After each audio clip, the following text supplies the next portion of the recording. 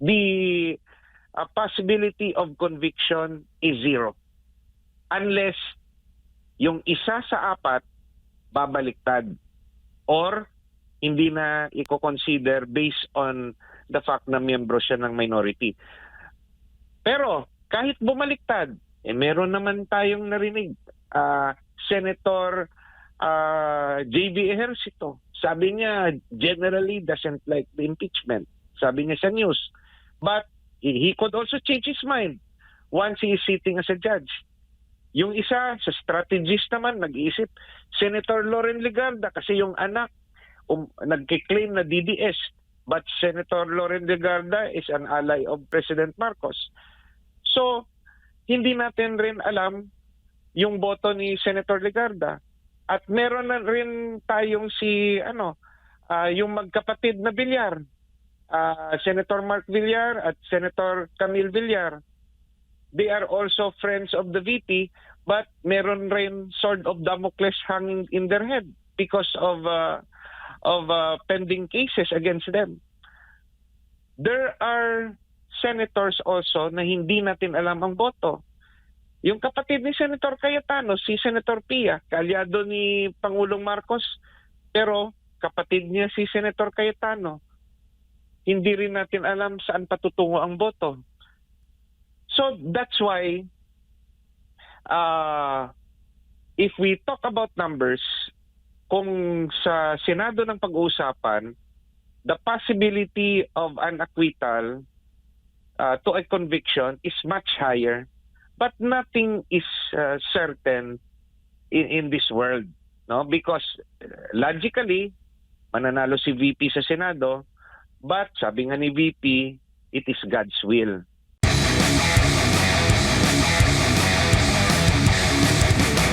With the Senate, anything goes also.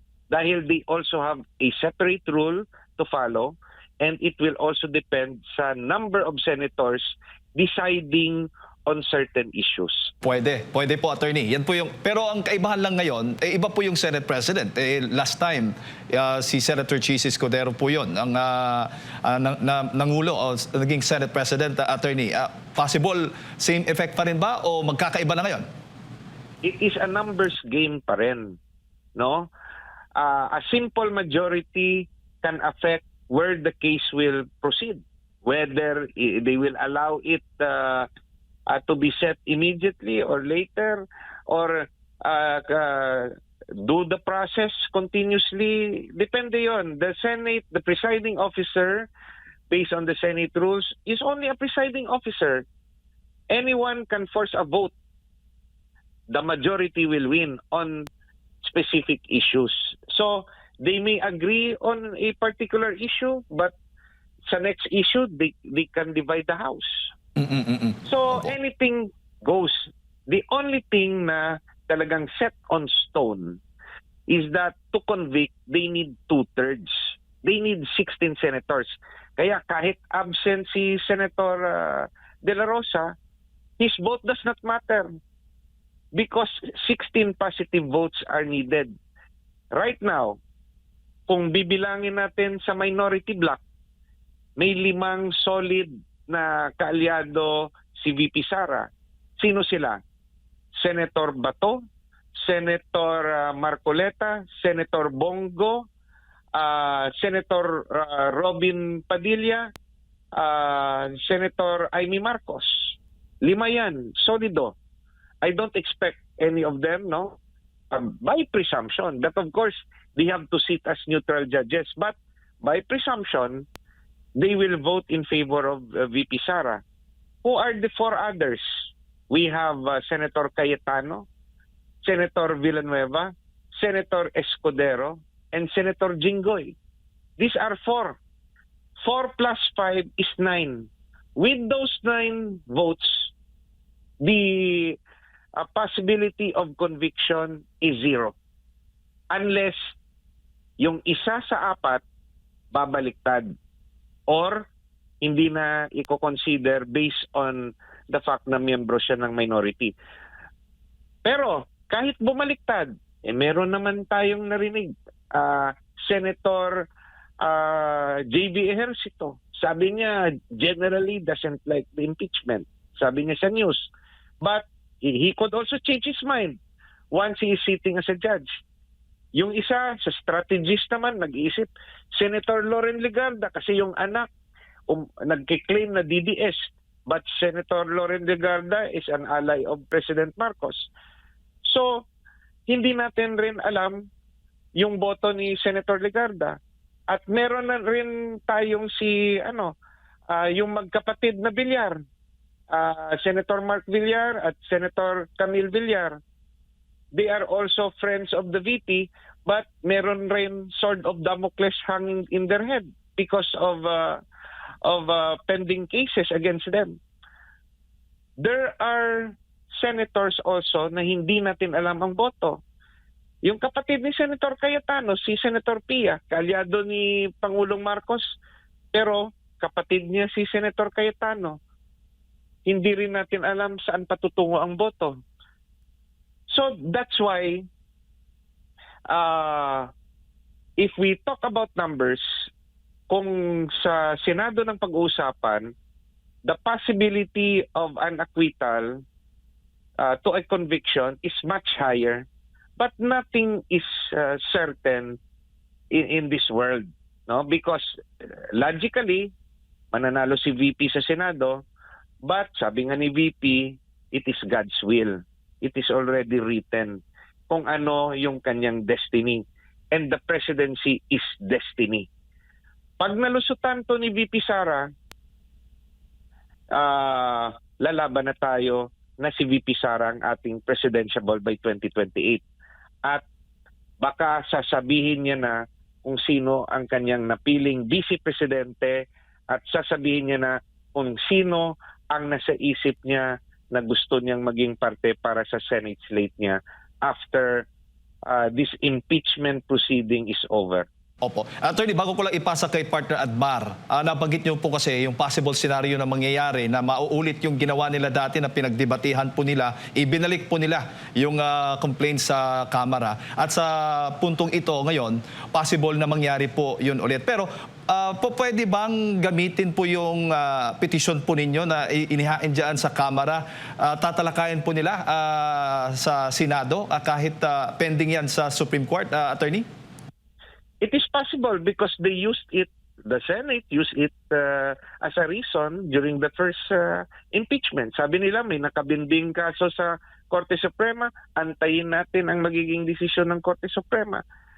Especially nung nakadesisyon ng Korte Suprema. So, ang sa tingin kong mangyayari, the Senate will proceed unless the Supreme Court will issue an order against the impeachment. Pero sa correct na proseso, unless there is a restraining order or an injunction from the Supreme Court, the Senate will have to proceed. No, that is their duty under the Constitution. They will have to proceed. But once makialam ang Korte Suprema at sabihin may mali sa proseso, I think the Senate will again vote among themselves whether to remand it back or not. Now, here is a possible constitutional crisis. Pag sinabi ng Korte Suprema, violative of the Constitution yung ginawa ng House sa proceeding nila. Pero yung Senado, boboto yung majority na hindi. Walang karapatan dito ang Korte Suprema na mahimasok. Kailangan ipagpatuloy namin to. If they will force the issue, then there will be a constitutional crisis. Attorney Meng Aga, si Admar po ito. Clarify ko lang po yung inyo pong pananaw. Maaari din po bang tawagin pa or saklaw pa based doon sa naging desisyon ng Korte Suprema na forthwith? Kung aantayin muna ng Senado, hindi muna sila gagalaw at antayin muna yung magiging desisyon ng Korte Suprema para hindi aksaya din sa oras kung sila gagalaw tapos magkakaroon ng desisyon ng Korte Suprema? They are not bound unless merong injunction yung Korte Suprema. So, at mas tama na ipagpatuloy nila sa opinion ko. The only thing that could stop them is kung may order ng Korte Suprema, nga restraining order or injunction. But you must remember, what was enjoined was the House Committee on Justice. Tapos na. Tinapos na nila yung proceeding. So I doubt it if the Supreme Court will issue based on the petition nga final namin ni Attorney Torion. On the other hand, anything goes when you talk about the Supreme Court. They can also issue an order na tinatawag nating stay order. Oops, we want to decide on a very important constitutional issue, so we are ordering the Senate to put on hold the proceeding. Pwede rin gawin ng Korte Suprema kasi sasabihin rin ng Korte Suprema, we also have the power as derived from the Constitution. So, the Senate, meron ring direktiba sa Constitution na sila yung impeachment court. Yung Supreme Court naman, meron ring power from the Constitution na nagsasabi that they hold the judicial power to decide on constitutional issues. So, if the Senate would want to be guided by the Supreme Court, they will also honor the decision of the Supreme Court unless this becomes too political at yung majority ng mga senador sasabihin ayaw nating pakialaman tayo ng Korte Suprema kaya ituloy natin. Just like what was the position before, I believe, ni Senator Soto nung nagbigay siya ng kanyang opinion.